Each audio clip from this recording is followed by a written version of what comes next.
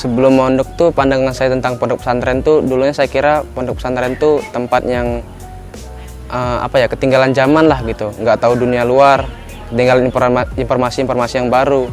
Tapi nyatanya Asyarifi, Asyarifi, pesantren pilihan kita. Asyarifi, Asyarifi, untuk masa depan lebih cerah. Asyarifi, Asyarifi, Ahlus Sunnah wal Jamaah.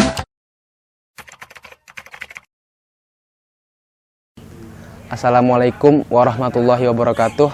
Perkenalkan, nama saya Haris Martalagawa, asal saya dari Kutacane, Aceh Tenggara.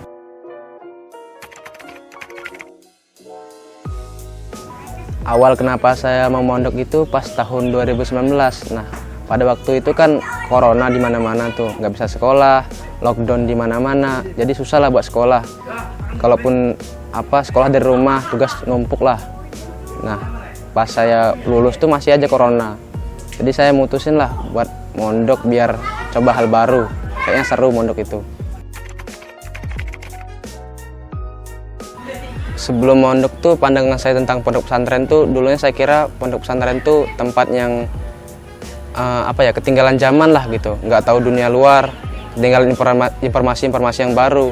Tapi nyatanya yang saya rasain sekarang mondok itu nggak kayak gitu.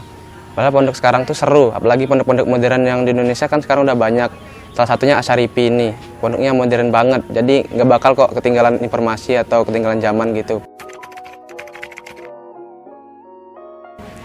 Awalnya tahu Asyarifi itu pas buka-buka TikTok gitu kan, pas kelulusan SMP itu nyari-nyari pondok juga lah, tiba-tiba lewatlah konten Asyarifi ini. Saya kaget, kok ada ya pondokan hijau bersih kayak gini, ini beneran apa enggak sih gitu. Awalnya sih nggak percaya, tapi saya lihat konten lainnya kayaknya asik banget sih ini pondok, hijau, asri, pedesaan gitu, udaranya pasti sejuk.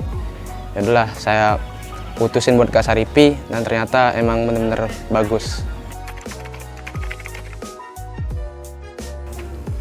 Hal yang bikin saya yakin mondok di Asyarifi itu pertama ya karena lingkungannya lah, lingkungannya hijau banget gitu kan. Jarang sekarang ada pondok-pondok yang lingkungannya sehijau Asyarifi ini, apalagi lingkungannya di pedesaan, pasti udaranya sejuk banget gitu. Jadi saya coba yakin buat mondok di Asyarifi dan ternyata emang bener-bener luar biasa banget. Pas awal mau mondok itu yang namanya santri nggak ada lah yang betah kan, pas awal baru masuk pesantren gitu, pasti karena banyak peraturan-peraturan baru. Beda kayak di rumah yang bebas banget kan, di sini banyak peraturannya. Pertamanya saya masuk itu sehari sehabis saya masuk, besoknya itu saya minta pulang.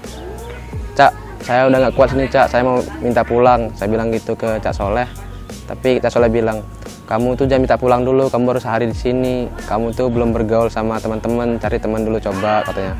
Ya udah, saya coba cari-cari temen gitu kan, seminggu udah ada lah teman saya beberapa. Pas udah lumayan baik teman saya, Cak Soleh nanya lagi, gimana, betah nggak di pondok? Ya karena saya udah merasa seru kan, udah banyak teman banyak, ya pasti betah lah. Pernah sih nggak betah di pondok, apalagi 1 bulan pertama mondok itu rasanya pasti berat banget jalannya, pasti keinget orang tua, keinget yang di rumah lah. Yang penting tuh jangan terlalu banyak inget-inget mereka lah, bawa santai aja. Solusi buat betah di pondok, buat teman-teman yang mau mondok, intinya pas di pondok tuh jangan mikir sulitnya lah, cari temen. Terus kalau ada kegiatan apa-apa pun jangan malas ikutin aja semua kegiatannya, jangan males-malesan.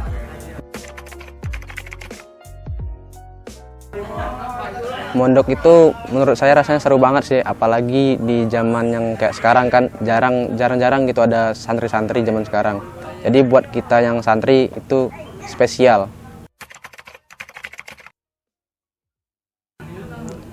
Menurut saya hal yang paling menyenangkan di pondok itu pas cerita-cerita sama temen gitu, pas saling berbagi pengalaman. Karena kan teman-teman kita juga dari luar-luar, ada yang dari Papua, Sulawesi, Mojokerto, ada yang dari Malaysia bahkan. Jadi pengalaman mereka tuh pasti seru-seru banget buat diceritain, saling berbagi pengalaman. Terus yang seru juga pas belajar kitab, karena belajar kitab itu seru ya, pas kaji-kaji hukum-hukum Islam yang baru gitu. Kok kayak gini, ternyata kayak gini. Seru banget lah pokoknya. Pernah sih kesulitan pas belajar makna kitab bahasa Jawa, karena bahasa Jawa yang saya bisa tuh beda gitu sama kitabnya.